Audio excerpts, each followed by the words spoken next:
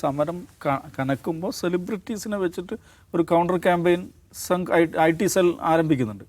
അതിൻ്റെ ഭാഗമായിട്ട് she might have been approached. അവർ അങ്ങനെ നിലയ്ക്കുള്ള ചിലപ്പോൾ അങ്ങനെ അപ്രോച്ച് ചെയ്യപ്പെട്ട ധാരാളം പേരുണ്ട്. പലരും നമ്മളോട് പറഞ്ഞിട്ടുണ്ട്. അതിന് ഒരുപക്ഷെ അവർ ഏതെങ്കിലും നിലക്കുള്ള ഇൻസെൻറ്റീവ്സ് പറഞ്ഞിട്ടുണ്ടാകാം. അങ്ങനെ അപ്പം അജൻസ് പറഞ്ഞ ഒരു ഇതിലൊക്കെ വളരെ ക്യൂരിയസ് ആൻഡ് ക്യൂട്ട് ആയിട്ടുള്ള ഒരാൾ ഇതേക്കുറിച്ച് എന്ത് ഓക്കെ ഇവരിങ്ങനെ ഒരു സംഗതി അപ്രോച്ച് ചെയ്തു എന്ന് പറയാം, എങ്ങനെ ഇത് പറയണം, എന്ത് പറയണം എന്നതിനെക്കുറിച്ച് വലിയ ധാരണയില്ലാത്ത, കാരണം പൊളിറ്റിക്സിനെ കുറിച്ച് ഒരിക്കലും അങ്ങനെ ഒന്നും വ്ളോഗ് ചെയ്തിട്ടില്ലാത്ത ഒരാൾ ഇതിൽ പറഞ്ഞപ്പോൾ ഉണ്ടായിട്ടുള്ള ഭയങ്കരമായ സ്ലിപ്പേജസ് അതിനകത്ത് വന്നു.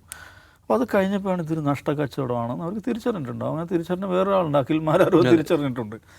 അപ്പോൾ ഇത് ഈ CJP സമരം നമ്മൾ ഈ സെലിബ്രിറ്റികളെ സംബന്ധിച്ചിടത്തോളം നമ്മൾ നേരത്തെ സംഘി ഇതിനകത്ത് ഉണ്ടാക്കിയ കൺഫ്യൂഷനെ കുറിച്ച് പറഞ്ഞല്ലോ, ഈ സെലിബ്രിറ്റികളെയും കൺഫ്യൂഷനിലാക്കിയിട്ടുണ്ട്. കാരണം ബിക്കോസ് സെലിബ്രിറ്റികളെ സംബന്ധിച്ചിടത്തോളം അവരുടെ ഏറ്റവും ഇമ്മീഡിയറ്റ് ഓഡിയൻസ് എന്ന് പറയുന്ന ഒരാൾ ജെൻസിയാണ് അല്ലേ. അവർക്കിടയിൽ നിൽക്കുക, അവർക്കിടയിൽ ഡീഗ്രേഡായ പിന്നെ കയറാൻ വലിയ പണിയല്ലേ. അപ്പോൾ അവർ മൊത്തത്തിലൊരു സമരത്തെ സപ്പോർട്ട് ചെയ്യുന്നു. അതിൻ്റെ കൂടെ സാധാരണഗതിയിൽ സെലിബ്രിറ്റികൾ ജെൻസികളുടെ ഇനിഷ്യേറ്റീവിൽ തുടങ്ങുന്ന ഒരു സാധനത്തിൻ്റെ കൂടെ ഓട്ടോമാറ്റിക്കലി നിന്ന് പോകും. പക്ഷെ ഇവിടെ അങ്ങനെയിട്ട് നിൽക്കാൻ പറ്റില്ല. കാരണം ഇപ്പുറത്ത് ആരുണ്ട്? ജി ഉണ്ട്, 56 ഇഞ്ചുണ്ട്, അമിത്ഷാ ഉണ്ട്, IT ഉണ്ട്, ED ഉണ്ട്. ഇങ്ങനെയൊക്കെയുള്ള പ്രശ്നം. നമ്മളാണ് ഇത്രയും കാലം ഒരു അഡ്ജസ്റ്റ്മെൻറ്റിൽ ഇങ്ങനെ അങ്ങോട്ട് പോവുകയാണ്. അപ്പോൾ അതിൻ്റെ ഇടയിൽ ഇത് എവിടെ നിൽക്കണം എന്ന് പറയുന്നൊരു കൺഫ്യൂഷൻ ഈ സെലിബ്രിറ്റി പോപ്പുലേഷനിൽ, ആ കമ്മ്യൂണിറ്റിയിൽ മൊത്തത്തിലുണ്ടായിട്ടുണ്ട്. അത് പലരുടെയും അതിൻ്റെ ക്ലാസിക് ഉദാഹരണമാണ് ഈ സച്ചിൻ ടെണ്ടുൽക്കറിൻ്റെ പോസ്റ്റ്. എൻ്റെ ദൈവമേ, അത് വ്യാഖ്യാനിച്ച് മനസ്സിലാക്കിപ്പിച്ചു തരാൻ പറ്റുന്ന ഒരു പണ്ഡിറ്റും ഇന്നത്തെ കാലത്ത് ഉണ്ടാവില്ല. ആ ജാതിയാണ് അതിൻ്റെ ക്രാഫ്റ്റിംഗ് എന്ന് പറയുന്നത്. എന്തപ്പോൾ സച്ചിൻ പറഞ്ഞിരിക്കണത് എന്ന് ആർക്കും മനസ്സിലാവില്ല. എന്തിനാണ് അവന് സച്ചിൻ പോസ്റ്റ് ഇടുന്നത്? സച്ചിൻ എന്തിനായിരിക്കും അങ്ങനെ ആർക്കും മനസ്സിലാത്തൊരു പോസ്റ്റ് ഇട്ടിട്ടുണ്ടാവുക? ഇപ്പുറത്തുള്ള പ്രഷർ ഉണ്ടാവും, ഈ ജിയുടെ മിത്രങ്ങളുടെ ഭാഗം എന്നുള്ള പ്രഷർ ഉണ്ടാവും.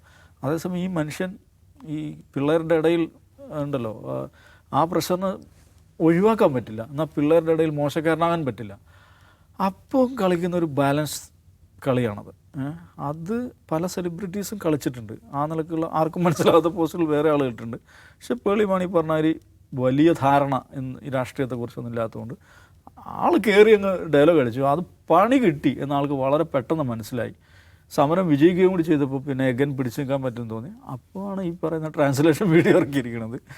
അപ്പോൾ ഇനിയൊക്കെ ഈ പറഞ്ഞവർ അവർ ഈ സോഷ്യൽ മീഡിയ അവർക്ക് അവരുടേതായ ഒരു ഫോളോവേഴ്സും ലോഗമൊക്കെ ഉണ്ടായിരുന്നു. അതിനകത്ത് തന്നെയും അത് സാധാരണഗതിയിൽ വലിയ രാഷ്ട്രീയം ഒന്നും ഇല്ലാത്ത ഒരു ഫോളോവേഴ്സ് ബേസ് ആയിരിക്കും അവർക്കെന്നാണ് നമ്മൾ ധരിച്ചത്. പക്ഷേ പേളി മാണിയുടെ ഫോളോവേഴ്സ് ബേസിലും രാഷ്ട്രീയം സംസാരിക്കുകയും ശ്രദ്ധിക്കുകയും ചെയ്യുന്ന ആളുകളുണ്ടെന്നും അവർ പേളി മാണിയെ തിരുത്താൻ, പേളി മാണി എന്ന് പറയുമ്പോൾ ഒരു അടയാളം മാത്രമാണ്, അങ്ങനെയുള്ള ആളുകൾ തിരുത്താൻ പാകത്തിലെത്തി എന്നുള്ളതാണ് ഈ പ്രൊട്ടസ്റ്റിൻ്റെ ഒരു വിജയം എന്ന് പറയുന്നത്.